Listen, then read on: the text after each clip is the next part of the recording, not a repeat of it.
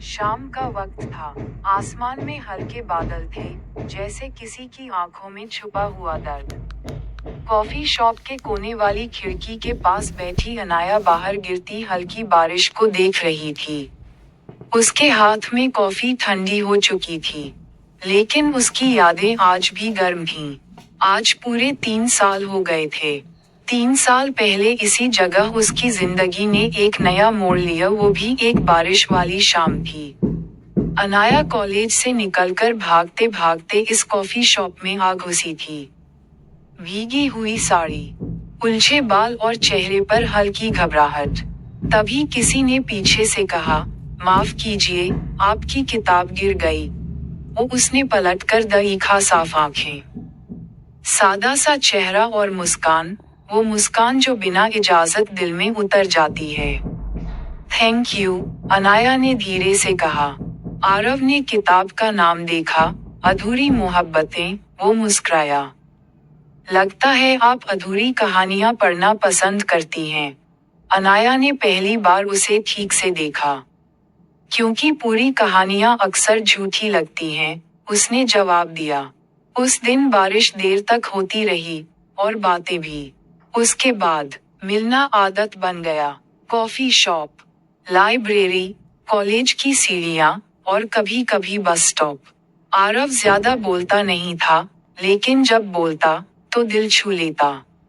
अनाया हंसती बहुत थी, लेकिन उसके पीछे एक खामोशी छुपी रहती थी। एक दिन आरव ने पूछा, तुम इतना हंसती हो, पर आंखें उदास क्यों रहती हैं? अनाया चुप हो गई।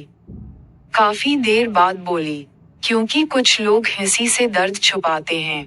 आरव ने कुछ नहीं कहा। बस उस दिन से वो उसकी खामोशी समझने लगा।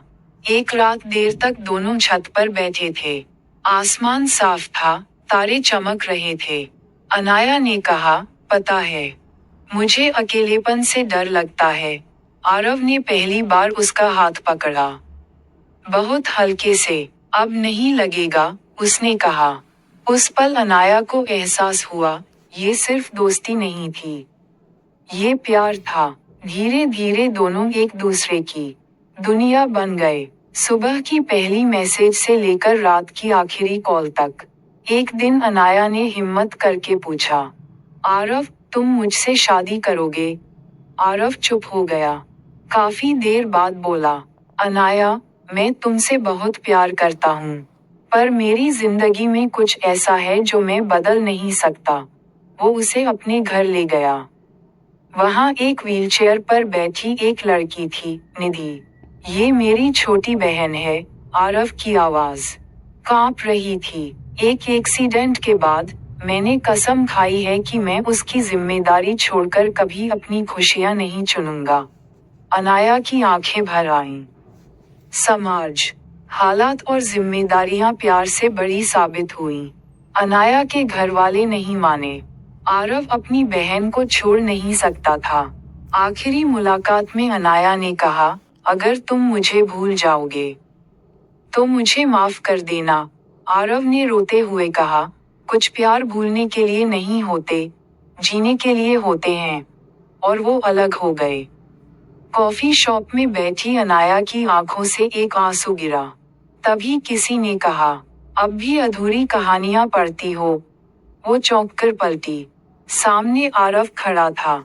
वो मुस्कुराया, निधि की शादी हो गई है, और अब मैं अपनी अधूरी कहानी पूरी करना चाहता हूँ। अनाया कुछ नहीं बोली, बस उठकर उसे गले लगा लिया। बाहर फिर बारिश होने लगी। इस बार अधूरी नहीं थी,